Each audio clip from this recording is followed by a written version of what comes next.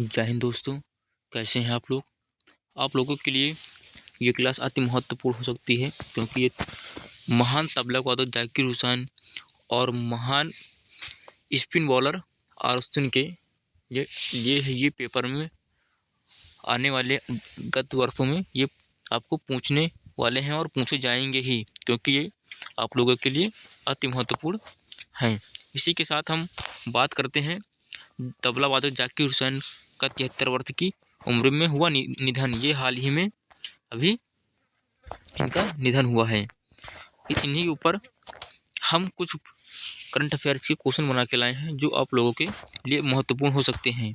जैसे 73 वर्ष जाकिर हुसैन को USA ने सैन्य प्रशंसकों के एक अस्पताल में दिल की बीमारी से जूझने के बाद निधन हो गया। ये साल महान तबला वादक जाकिर हुसैन 3 ग्रैमी पुरस्कार जीतने वाले प्रथम भारतीय बने। ये 3 ग्रैमी पुरस्कार पाने वाले प्रथम भारतीय थे और इनका फ्रांसिस्को में एक अस्पताल में दिल की बीमारी से जूझने के बाद इनका निधन हो गया है। यानी कि मतलब इनको हार्ट अटैक प्रॉब्लम थी।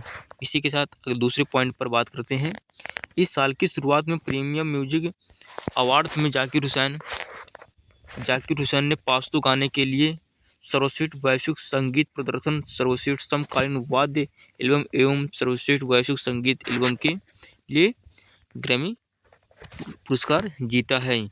यानी कि ये पाश्तू गाना के लिए हो गया और सर्वश्रेष्ठ वैश्विक संगीत प्रदर्शन, सर्वश्रेष्ठ समकालीन वाद्य एल्बम और सर्वश्रेष्ठ वैश्विक संगीत एल्बम के लिए ये ग्रैमी अवार्ड इनको मिला 2024 में। इसी के साथ अगले पॉइंट पर बात करते हैं। जाकिर हुसैन 9 मार्च 1951 को मुंबई के महान संगीत अल्लाह रखा के घर जन्मे थे। यानी कि इनके पिता का नाम जो महान तबला वादक थे वो अल्लाह रखा थे और इनका जन्म 9 मार्च 1951 को मुंबई में हुआ था। इसी के साथ अगले पॉइंट पर बात करते हैं। 1999 में ये United states national endowment for the art के नेशनल हेरिटेज फेलोशिप से सम्मानित किया गया, जो पारंपरिक कलाकारों और संगीतकारों को दिया जाने वाला सर्वोच्च पुरस्कार है। यानी मतलब इनका जन्म 1951 में मुंबई में हुआ था और 1999 में, यानी कि बहुत ही अल्पायु उम्र में ये काफ़ी फेमस हो चुके थे। इसी के साथ अगले टॉपिक पे बात करते हैं।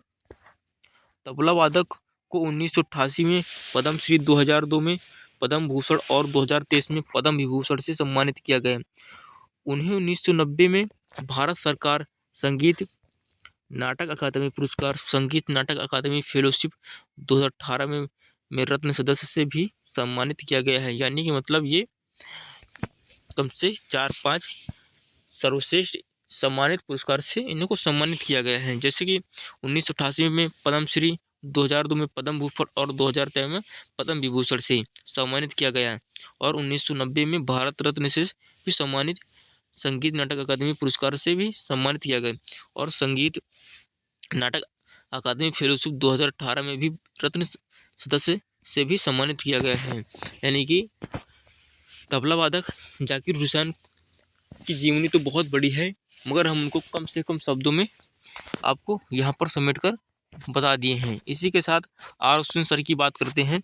आर अश्विन ने की अंतर्राष्ट्रीय क्रिकेट से लेने की घोषणा।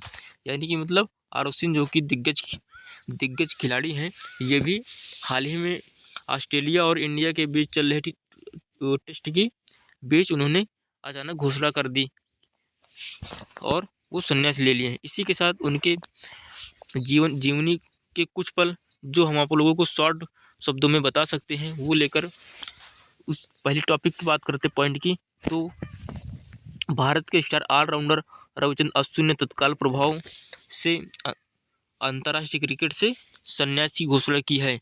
38 वर्ष अनुभवी खिलाड़ी ने बॉर्डर गावस्कर ट्रॉफी के तीसरे टेस्ट के ड्रा होने के बाद तुरंत यह घोषित की है। यानी मतलब वो तुरंत ही घोषणा कर दिया है कि अब मैं संन्यास ले रहा हूँ अंतर्राष्ट्रीय मैच से, और उनकी उम्र 38 वर्ष थी।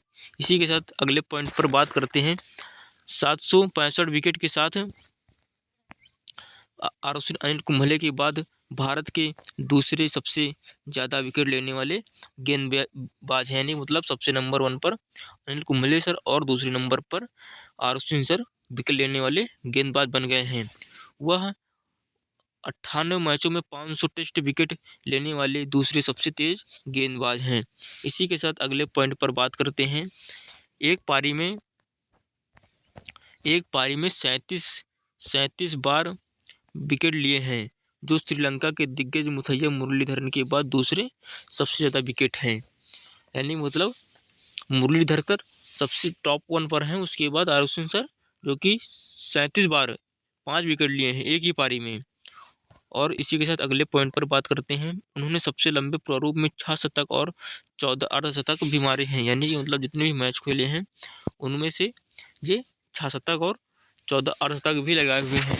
इसी के साथ अगले पॉइंट पर बात करते हैं। भारत के लिए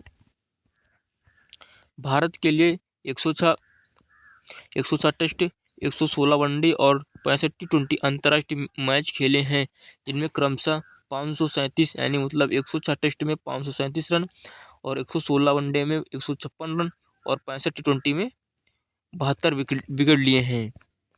यानी मतलब ये आप लोगों के लिए इम्पोर्टेंट हो सकता है, क्योंकि ये प्रश्न ये एग्जाम में पूछा भी जा सकता है।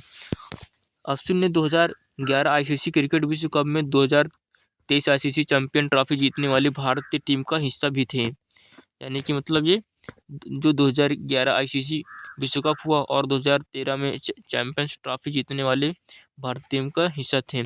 2014 में अर्जुन पुरस्कार, 2016 में ICC cricket of the year और ICC men's cricketer of the year नामित किया गया है। यानी कि 2014 में इन्हें अर्जुन पुरस्कार प्राप्त हुआ और 2016 में इन्हें क्रिकेट ऑफ द ईयर प्राप्त हुआ और ICC men's cricket of the year भी नामित किया गया है। इसी के साथ आप लोगों को क्लास कैसी लगी, क्योंकि ये बहुत बड़ी क्लास होने वाली थी, पर हमने इस क्लास को बहुत शॉर्ट रखा है, क्योंकि आप लोगों को ये पूरे दोनों महान दिग्गज व्यक्ति के बारे में बस आप लोगों को 7 मिनट में सब कुछ आप लोगों को इनके बारे में जानकारी मिल गया है। इसी के साथ ये क्लास आज तक यहीं रखते हैं। जय हिंद दोस्तों।